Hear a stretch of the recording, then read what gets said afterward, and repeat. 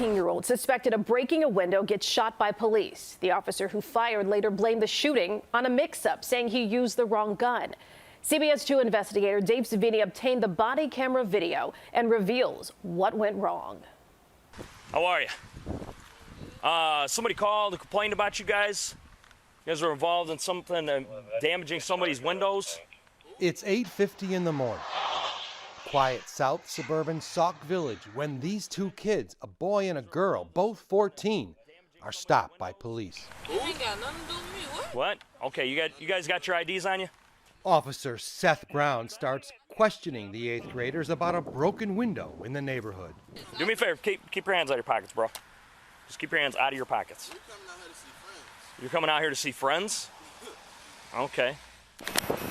Police body cameras are rolling. What happened? And also show Sergeant Scott Langan talking to a woman in the street who suspects the teens damaged a window on her home the day before. That's the boy that did it. I got a picture of him blowed up. Who are they? Do you know who they are? They know my nephew. Sergeant Langan then approaches the teens who are still being questioned by Officer Brown. Full name and date of birth, okay? I'm not going to play with you two. Do you understand me? Okay, well, I'm going to tell you. But the situation quickly escalates. Why are you touching me?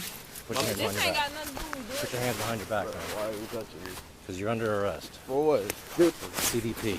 Arrested for CDP. What exactly is CDP? The boy's lawyers say the 8th grader definitely didn't know. It's an acronym for criminal damage to property. I'm going to tell you something, dude.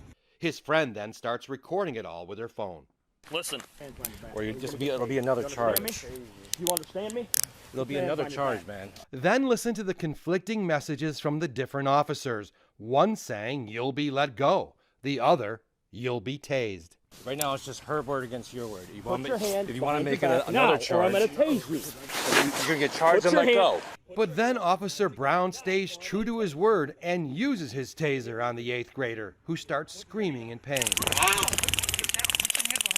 They use the taser on what's known as a pain setting. The only purpose of using the pain setting is to cause maximum pain to the individual.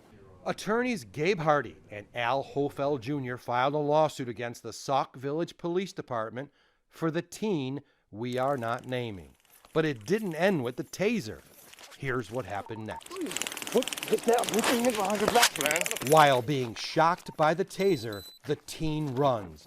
Then watch as Sergeant Langan pulls his duty weapon from his holster on his right side, a .40 caliber Glock. He aims it and fires. Here's another view. The bullet rips through the teen's hip. These photos were taken at the hospital. Should a handgun have ever been pulled out and fired in this situation? Absolutely not. It was excessive, completely unnecessary. There was no justification whatsoever for this officer immediately drawing his firearm and shooting this 14-year-old kid.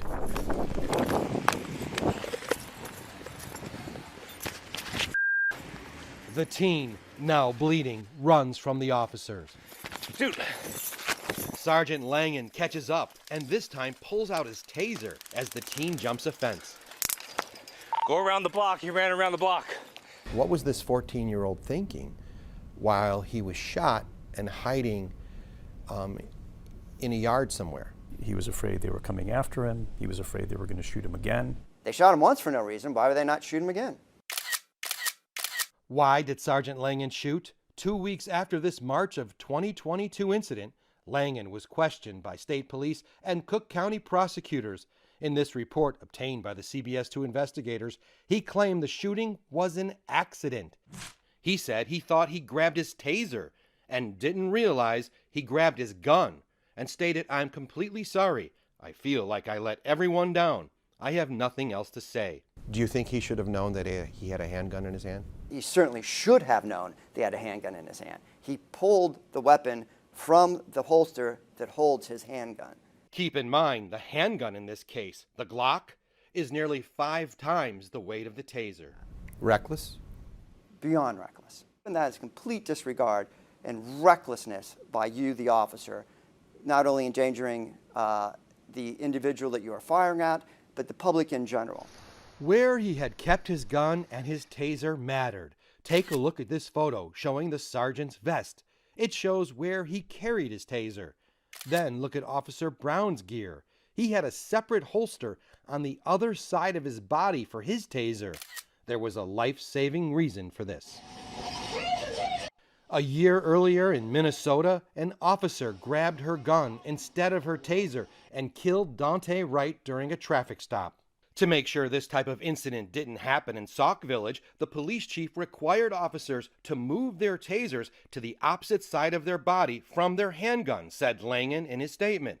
But Langen just kept his taser Velcro to the front pouch of his vest. When that officer made the decision to pull that handgun out of the holster, Yes. he was pulling it from a side of his body where the taser was never supposed to be. Correct. And when he extends it out in front of him, it's within his range of vision. In fact, it's within his direct line of sight. So he sees the weapon before he pulls the trigger.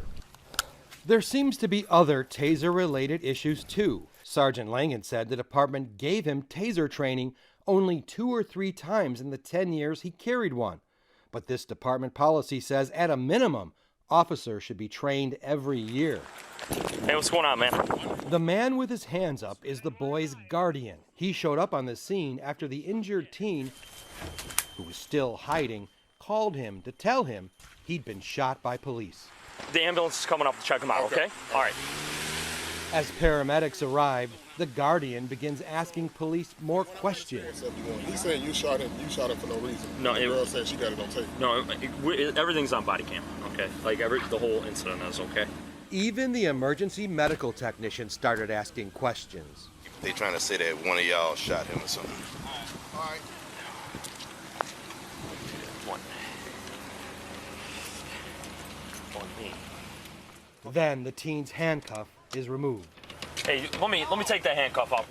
And then he was transported to the hospital and treated for his gunshot wound. The broken window was never brought up again. Do they ever arrest this 14-year-old? They never arrest him. They never charge him. They never cite him. Dude. It's like it never happened? It's like it never happened. And it looks and feels like contrition. Because they know, because they shot him unjustifiably.